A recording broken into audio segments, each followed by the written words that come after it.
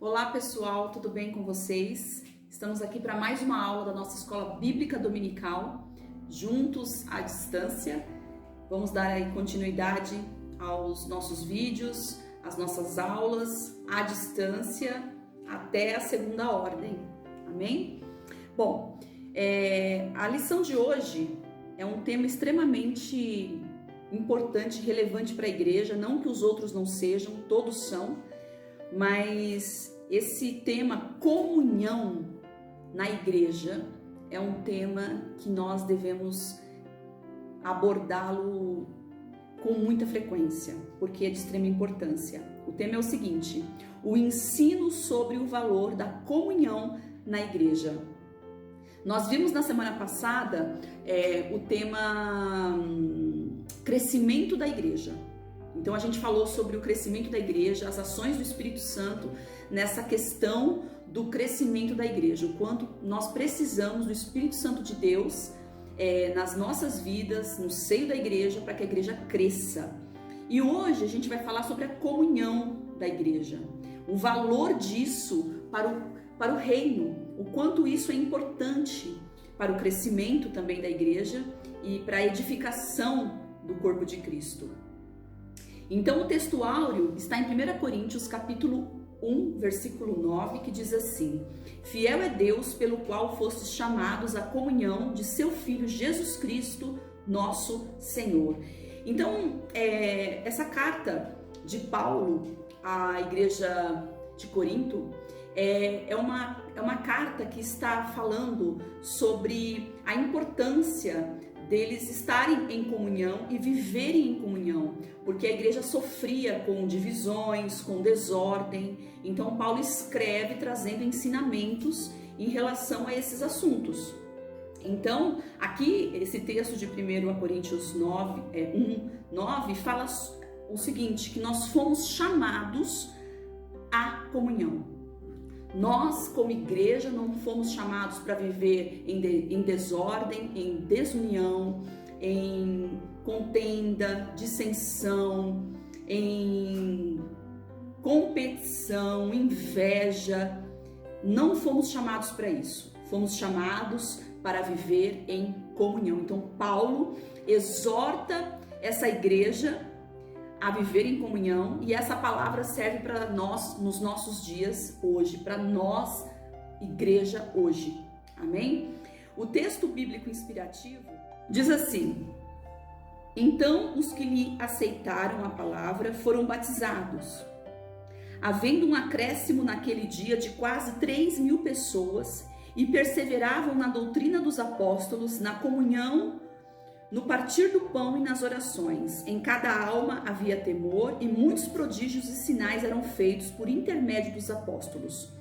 Todos os que creram estavam juntos e tinham tudo em comum. Vendiam as suas propriedades e bens, distribuindo o produto entre todos, à medida que alguém tinha necessidade. Diariamente perseveravam unânimes no templo, partiam o pão de casa em casa e tomavam as suas refeições com alegria e singeleza de coração, louvando a Deus e contando com a simpatia do povo. Enquanto isso, acrescentava-lhes o Senhor dia a dia os que iam sendo salvos. Que texto maravilhoso! Isso aqui é o relato do início da igreja, como a igreja foi se formando. Nesse texto aqui de Atos, nós encontramos preciosidades do caminhar da igreja nesse início. Diz assim, porque o que acontece, né? Em Atos 2, no início do capítulo 2, a gente vê ali o derramamento do Espírito Santo, os apóstolos sendo cheios do Espírito Santo, e após esse enchimento do Espírito Santo, Pedro sai e vai pregar. E ele tem um discurso maravilhoso. Cerca de 3.000 pessoas se convertem a Cristo. Aquelas 120 pessoas que estavam reunidas ali orando, né? E no dia de Pentecostes, e foram cheias do Espírito Santo, em uma única pregação, num único dia, essa igreja cresceu desta forma de 120 membros passou para 3.000 pessoas, mais os 120. Então aqui diz que cerca de 3.000 pessoas se renderam a Cristo com essa pregação de Pedro. Isso é maravilhoso. Então aqui diz que eles perseveravam na doutrina dos apóstolos.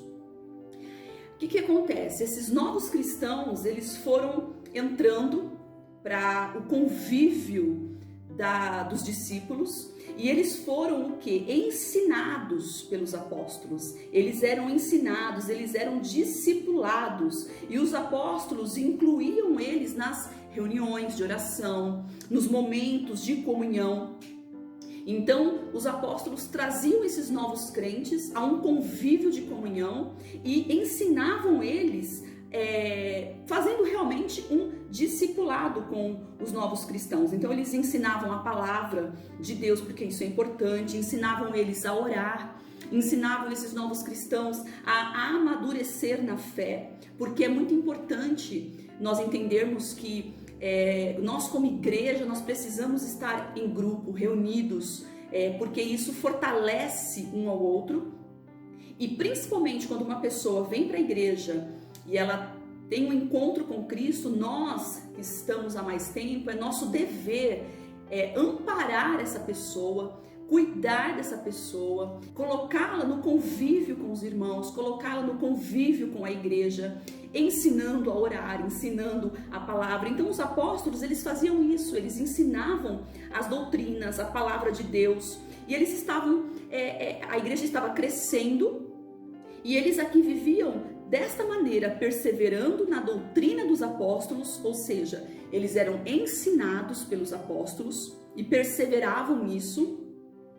Na comunhão, então eles estavam ali reunidos juntos em comunhão, no partir do pão, e esse no partir do pão está relacionado à ceia, né? Os cultos de ceia, que é a celebração, né, da memória de Cristo, é um momento, um ritual que nós fazemos até nos nossos dias, que é esse mandamento de nós nos reunirmos e como igreja em memória de Cristo. Então esse no partir do pão está relacionado à ceia, diz aqui, e nas orações. Então eles estavam sempre juntos, vivendo em união.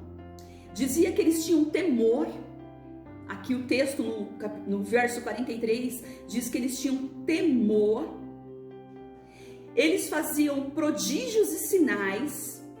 Aconteciam isso por intermédio dos apóstolos. Então os apóstolos, eles estavam ali ensinando aquela nova igreja, e os sinais e maravilhas iam acontecendo ali no meio do povo. Todos os que creram estavam juntos. Olha aí o princípio da unidade. Eles estavam sempre juntos e eles tinham tudo em comum. Eles viviam em unidade. Aqui diz que diariamente eles perseveravam unânimes no partir do pão, de casa em casa, nas refeições. Eles faziam as refeições uns com os outros com alegria, com singeleza de coração, ou seja, com simplicidade. Aí diz o 47 que eles louvavam a Deus e eles caíam na simpatia do povo. E essa parte é tremenda, que enquanto isso acontecia, acrescentava-lhes o Senhor dia a dia os que iam sendo salvos. Então, nessa conduta dos apóstolos, nessa conduta dessa igreja que estava se formando, nesse comportamento de unidade, de comunhão, eles iam a cada dia crescendo em número. Essa parte que fala, né, que eles repartiam o que tinham um com o outro, tinham tudo em comum. Eles estavam buscando viver uma vida, não buscando os seus próprios interesses, porque a gente sabe que quando uma pessoa ela tem bens materiais, riquezas, é muito fácil a pessoa ela se esquecer daqueles que estão à sua volta. Isso é do ser humano e é dessa raiz, né, pecaminosa que nós herdamos de Adão. onde existe um egoísmo de não se preocupar com o próximo. As pessoas, às vezes, quando elas têm riquezas, elas buscam seus próprios interesses, buscam viver no seu mundinho, do seu jeito, e elas não se preocupam com o outro. E aqui nós vemos um povo que se preocupava com o outro, um povo que buscava amparar aquele que estava precisando. Eles até dividiam o que tinham, vendiam o que tinham e repartiam uns com os outros.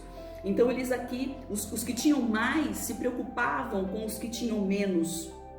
Então nós vemos aqui uma igreja unida que trabalhava junto e se ajudavam mutuamente.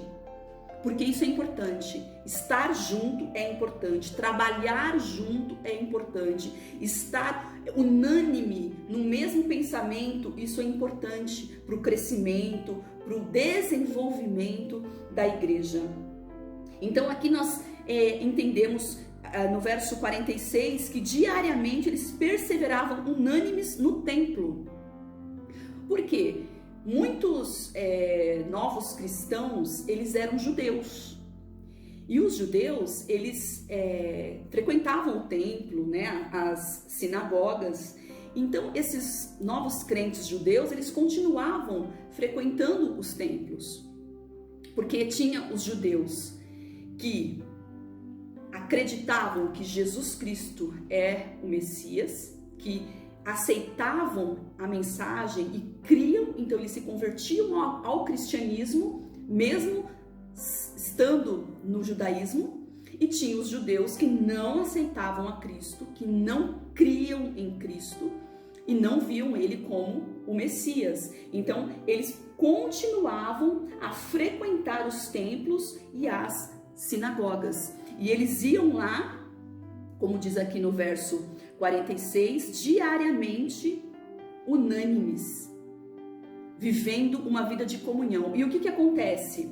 Com o passar do tempo, eles começaram a ter que viver, se reunir nas casas, por conta das perseguições. Então eles não podiam mais ir ao templo, não podiam ir mais às sinagogas, e por isso eles começaram meio que obrigatoriamente se reunir nas casas, porque eles não podiam mais frequentar os templos. Então a gente vê que a igreja primitiva, essa igreja de Atos, era uma igreja saudável, uma comunidade saudável, que vivia em união, que atraía pessoas para perto delas e automaticamente atraía as pessoas para Cristo. Era uma igreja contagiante, que demonstrava amor, que adoravam a Deus, ou seja, uma igreja amorosa. Então a gente pode entender que uma igreja amorosa atrai.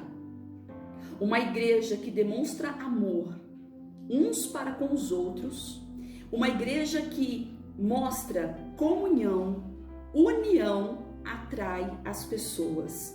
Aí fica uma pergunta para nós, né? O que você tem feito para que a sua igreja seja uma igreja que atrai pessoas? Mais um texto áureo que tem aqui para nós é 1 João capítulo 1, verso 3, 6 e 7.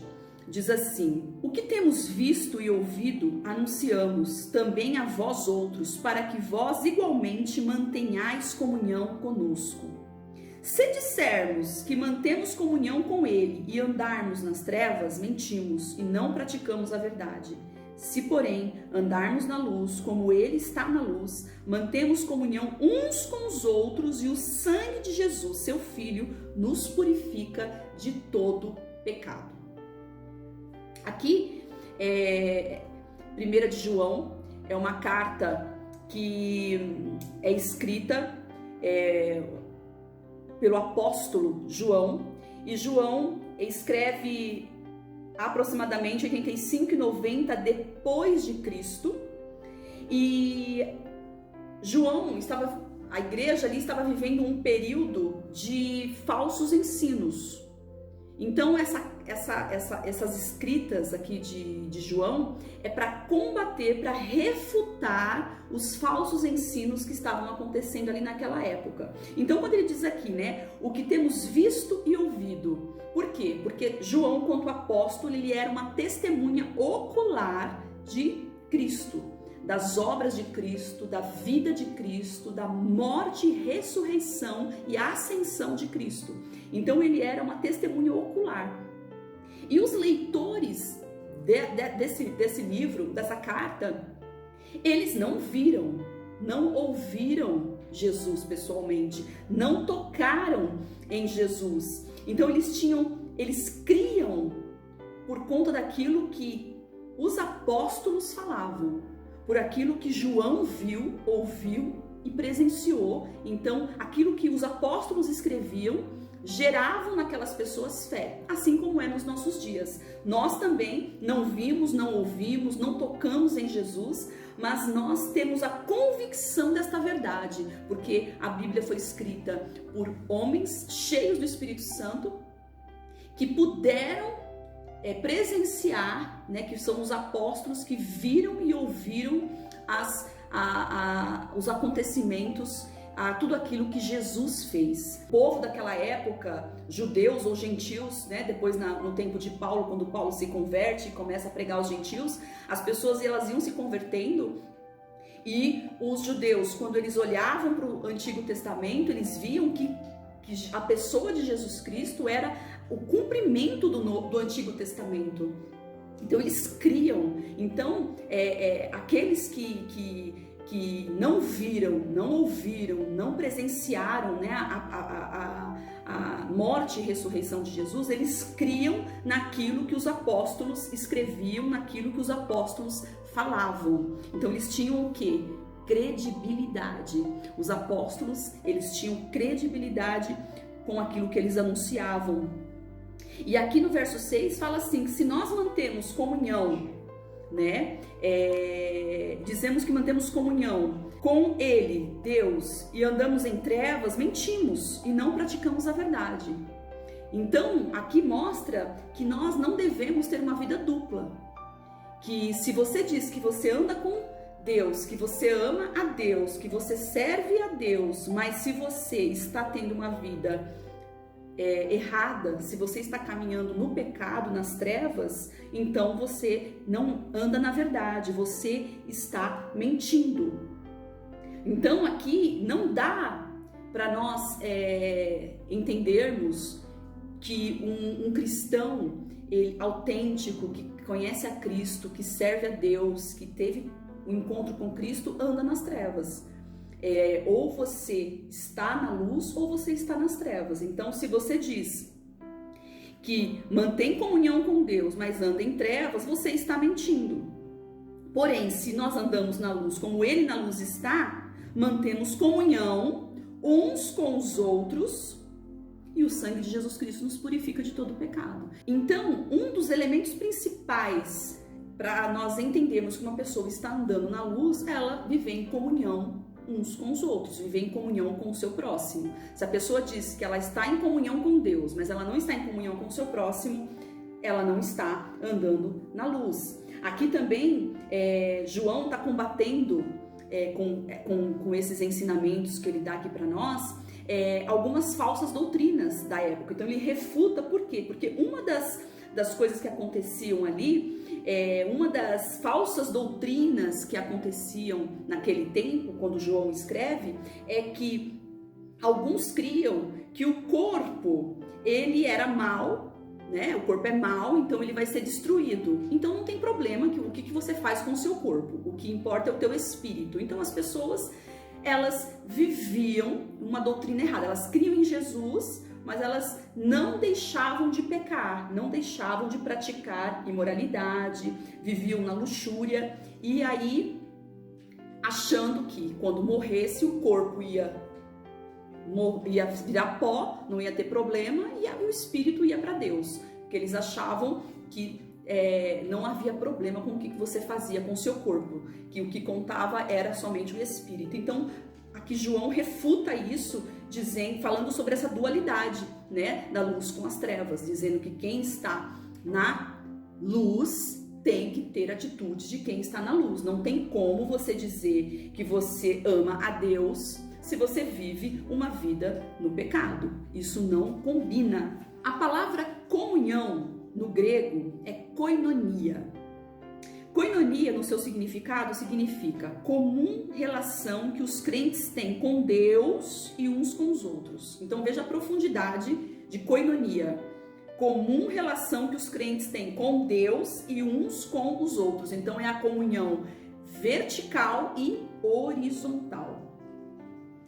Tem uma frase aqui de um autor, Juan Driver, que diz assim: a verdadeira comunidade cristã é criada e sustentada por uma fé comum, uma vida comum em Cristo, um compromisso de obediência comum a Cristo como Senhor, enfim, uma participação comum no Espírito. Então envolve várias esferas, né? A comunhão verdadeira.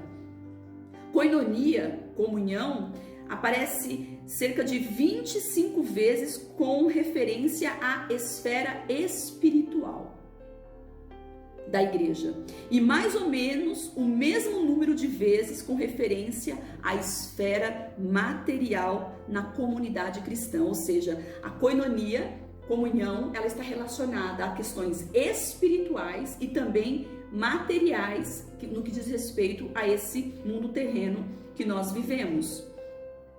É uma comunhão com Deus e uns com os outros. Isso significa que na igreja a comunhão verdadeira não se limita a momentos devocionais de culto e adoração. Não é somente isso, mas envolve a participação fraternal, social dos crentes.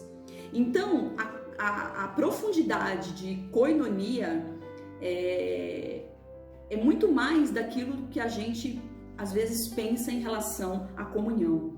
O primeiro ponto diz que a verdadeira comunhão, ela manifesta-se na sua vida fraternal. Fraternal está relacionado à afeição, caridade, cordialidade aos irmãos. Então, a prática da festa do amor, ou ágape, que teve seu início ali na comunidade cristã, né, na igreja primitiva em Jerusalém, ela continuou por muito tempo, e essa prática ela também manifesta através da celebração da ceia, como a gente vê também lá no livro de Coríntios, 1 Coríntios capítulo 11, no verso 21, 33 e 34, aqui tem essas referências que mostram quando Paulo se refere ao povo pedindo ordem, pedindo para que o povo se comporte. Paulo está dando assim alguns comandos para essa igreja para que eles saibam se comportar na ceia, porque eles tinham esses momentos fraternais, esses momentos de unidade, onde todos comiam juntos e todos partiam o pão juntos. E como não havia um lugar central para essas reuniões, né, um templo, porque eles não tinham onde se reunir, eles acabavam se reunindo nos lares. Então eles celebravam a ceia e tinham esses momentos fraternais nas casas. Isso era comum. A igreja primitiva, a igreja de Atos, ela começa nas casas. Então nós precisamos entender que uma comunhão verdadeira, a verdadeira koinonia, está relacionada a uma vida fraternal. Nós, como igreja, precisamos entender isso. Pessoas que gostam de ser individualistas, que não gostam de viver junto, que não gostam de participar das reuniões de comunhão, isso é um péssimo sinal, porque nós, quanto cristãos, nós precisamos aprender a ter essa vida fraternal, essa vida de afeição, caridade, de estarmos juntos de uma forma fraternal, com cordialidade entre os irmãos. Então, esse ponto é importante, a vida fraternal. Tem também a vida social. Então, a comunhão, ela se manifesta também na nossa vida social, ou seja, com as boas obras, nós ajudando uns aos outros, ajudando os necessitados, dividindo aquilo que nós temos, né? Tendo compaixão, misericórdia.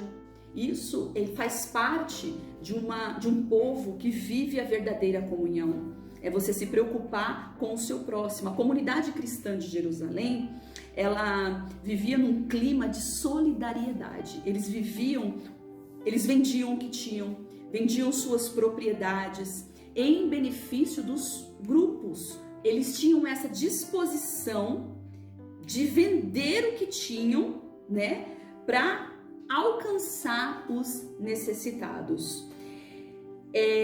Dentro desse princípio também da vida social, eles viviam nos ensinamentos do Antigo Testamento, né, relembrando os mandamentos e também as normas que foram formadas por Cristo através do Sermão da Montanha, quando Jesus fala, né, que nós não devemos acumular tesouros na terra, onde a traça e a ferrugem consomem, onde os ladrões minam e roubam, mas nós devemos ajuntar tesouros no céu, né? Como isso está escrito em Mateus 6, verso 19, e também Lucas 12, 21 e 34, nós podemos ler aqui, diz assim, Lucas 12, 21, assim é aquele que para si ajunta tesouros e não é rico para com Deus. Aqui é quando Jesus profere a parábola do rico insensato, quando ele diz, né, para aquele rico louco,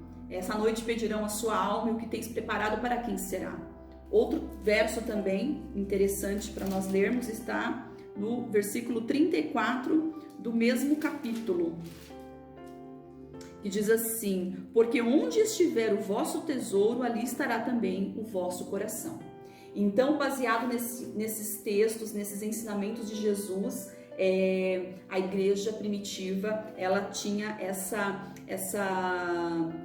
disposição em vender o que tinha e não acumular tesouros. Também eles pensavam que Jesus iria voltar rápido, que eles iam ser arrebatados, então eles viviam numa condição de não se preocupar com essa vida terrena, de se preocupar mesmo com a eternidade. Nas sociedades em geral, há uma pressão demoníaca que leva o homem a sacrificar qualquer valor ético por dinheiro. Isso é uma grande verdade.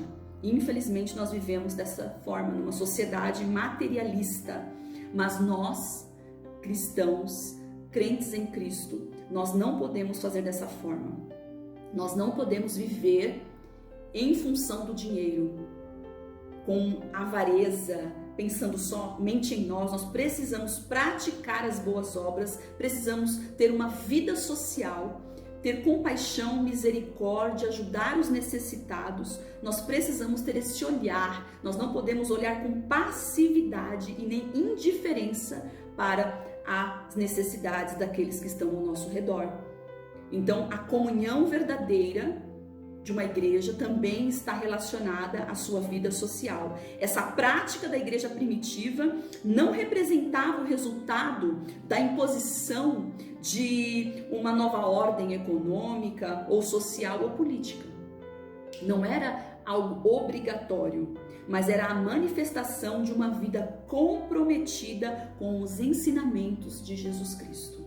Então eles procuravam viver os ensinamentos de Jesus, viver a palavra de Deus de uma forma extremamente produtiva e eficaz. Eles realmente viviam o que pregavam, podemos dizer assim.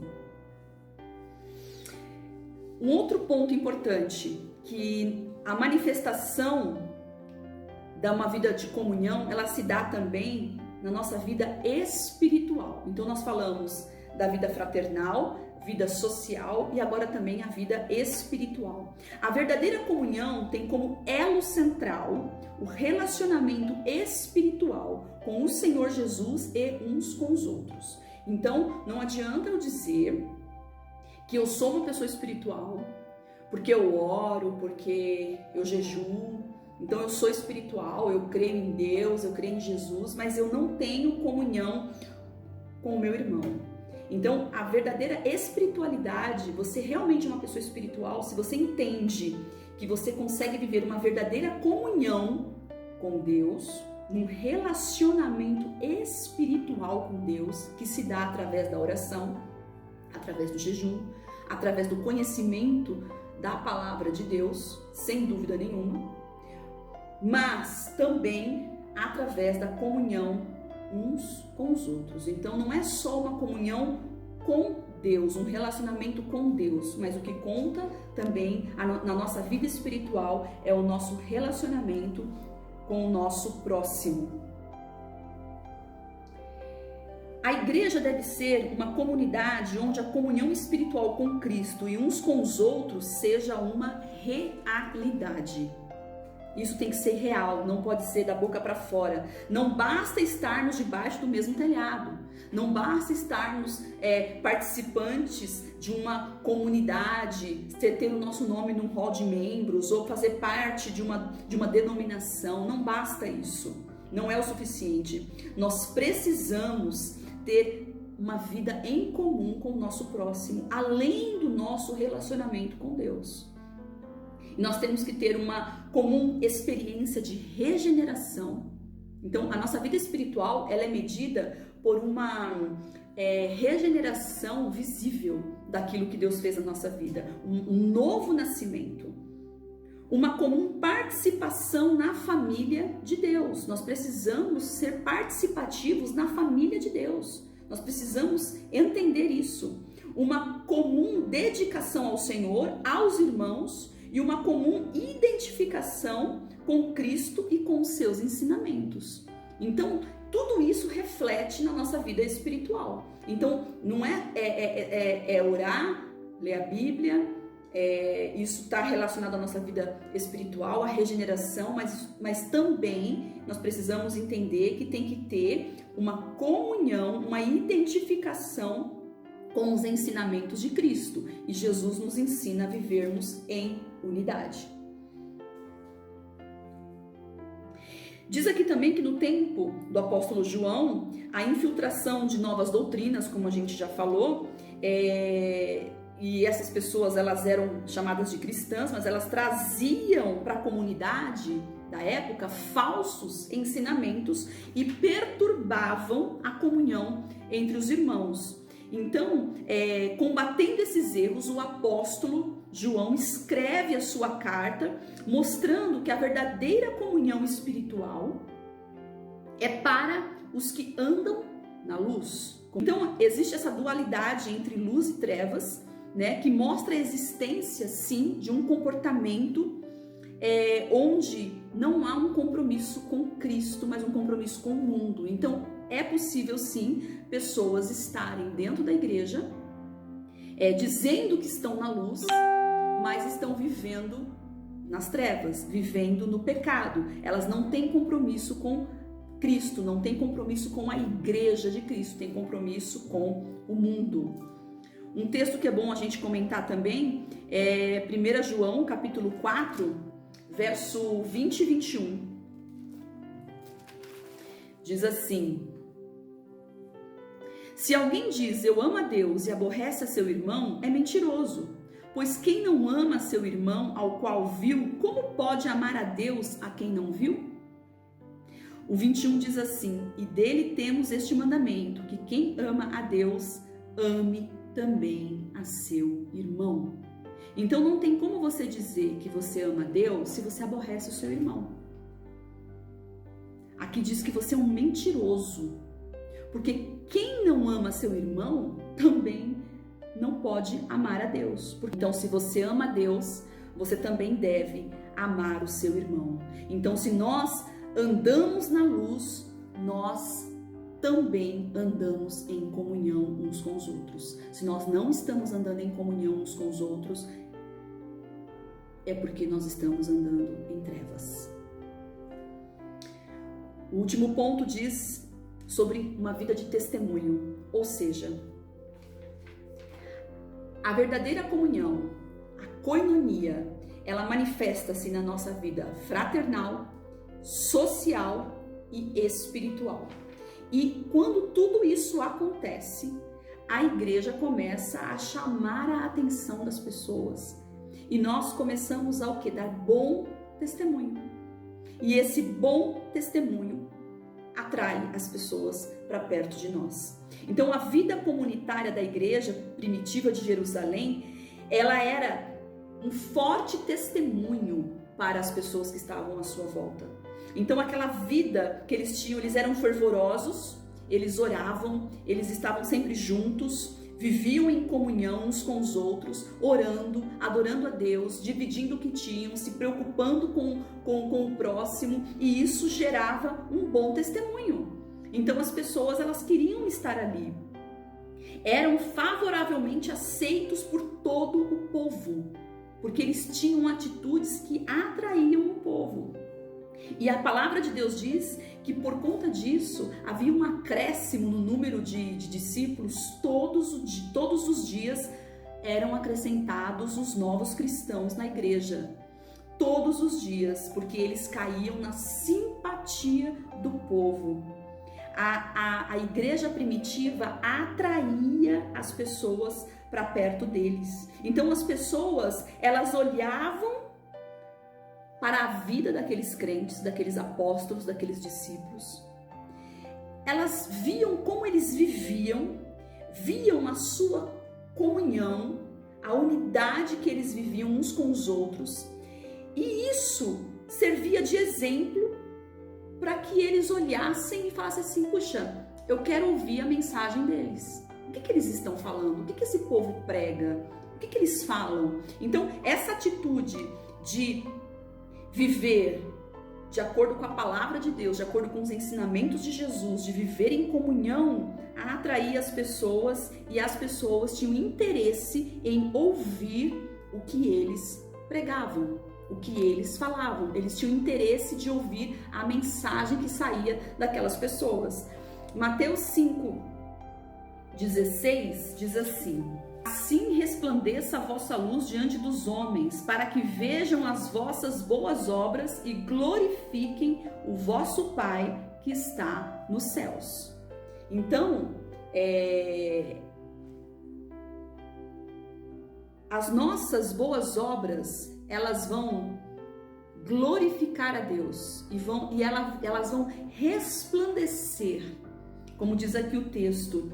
A nossa luz, ela vai resplandecer diante dos homens, porque por causa das nossas boas obras. Então a gente pode entender que também uma atitude desfavorável, de um comportamento que não agrada a Deus, que não é um bom testemunho, pode sim contribuir para o embaraço da igreja e para o não crescimento da igreja. Então, se você tem boas atitudes, isso promove o crescimento da igreja, porque o seu bom testemunho traz o crescimento, mas também atitudes desfavoráveis e o mau testemunho pode trazer o descrédito desses cristãos, e a igreja ela pode não crescer. Quantas pessoas deixam de ir para a igreja, quantas pessoas deixam de entrar no culto, ou quantas pessoas abandonam por conta do mau testemunho de muitos cristãos, né? Nas redes sociais a gente vê muito isso, as pessoas elas testemunhando de forma horrível, né? E não só nas suas palavras, mas nas suas ações, nos seus discursos, às vezes carregado de ódio, de preconceito, e nós deixamos de mostrar amor muitas vezes, e isso acaba repelindo as pessoas de perto de nós. Então nós precisamos zelar pela comunidade, pela igreja, nós precisamos zelar pela comunhão fraternal, social e espiritual da igreja, porque fazendo isso nós vamos dar bons testemunhos, e esse bom testemunho vai atrair pessoas para a igreja ela vai crescer. Aí as pessoas vão olhar para nós e vão dizer assim: olha só como eles são, olha como eles se tratam, olha como eles são unidos, olha como eles se amam, olha como eles se ajudam. E isso atrai. E o contrário disso também destrói. Então, qual tem sido o teu papel? Como você tem se comportado quanto igreja? Você tem manifestado a koinonia, a comunhão, através de uma vida fraternal? Você tem demonstrado através de uma vida social, através de uma vida espiritual e automaticamente através de um bom testemunho?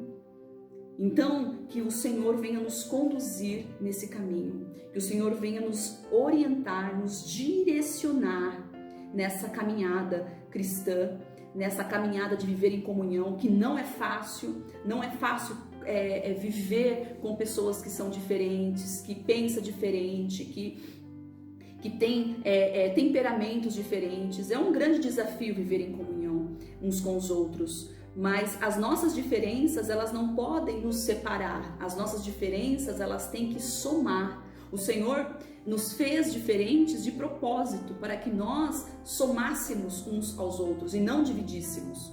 Nós não fomos feitos para viver em divisão, mas para viver em unidade, em comunhão, em soma. Porque aquilo que eu não tenho, você tem. Aquilo que você não tem, eu tenho. Então nós juntamos o nosso melhor, o que nós temos de melhor, e fazemos a obra de Deus. Então que o Senhor nos dê essa sabedoria para vivermos em comunhão, para entendendo que nós temos que ter um relacionamento com Deus e também uns com os outros. A comunhão que Deus espera de nós, que a koinonia que está aqui na Bíblia, ela está relacionada a uma comunhão, a um relacionamento, uma relação com Deus e também uns com os outros. Então, se nós estamos na luz, se nós andamos na luz, nós temos comunhão uns com os outros. Amém? Concluindo, fica para nós uma pergunta. Quando a sua igreja, quando a sua comunidade realiza uma confraternização, você participa?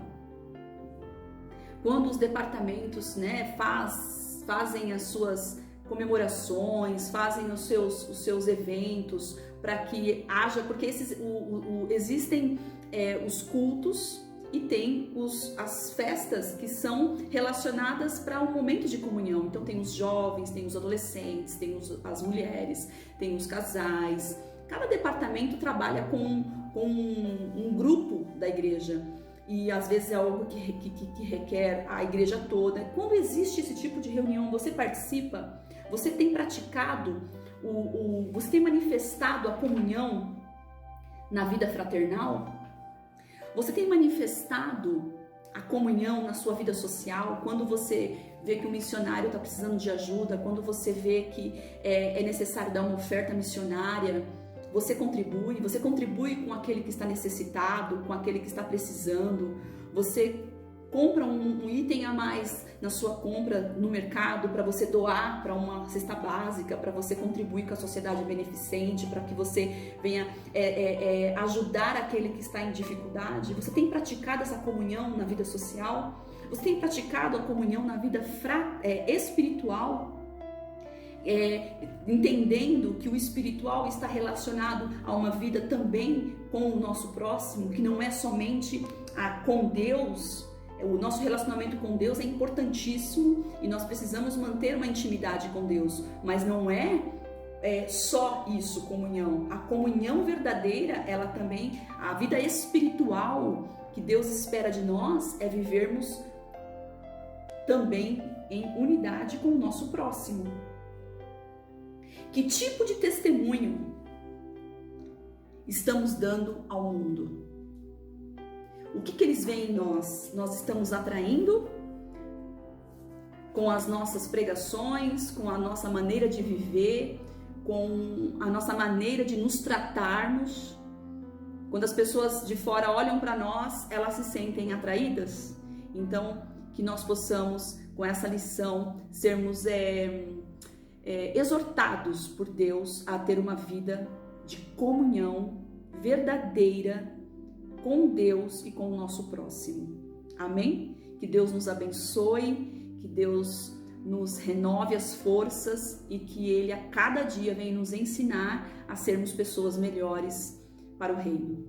Que Deus abençoe teu dia.